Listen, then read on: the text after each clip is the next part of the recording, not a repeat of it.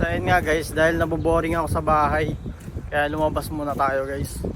Ganito yung mga traditional house nila dito sa South Korea guys. Ayan, kita nyo yan. Halos magkakaparehas lang yun guys. Yung mga ano nila, yung mga bakod nila guys, yung gawa sa bato, sa mga bricks. Matitibay siguro yan guys, kasi tignan nyo naman parang lumang luma na.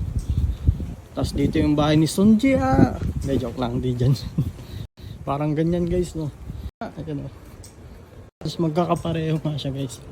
Ano yung mga bahay na ganyan, no. May mga hagdan sa labas. Yung hagdan nila guys, nasa labas.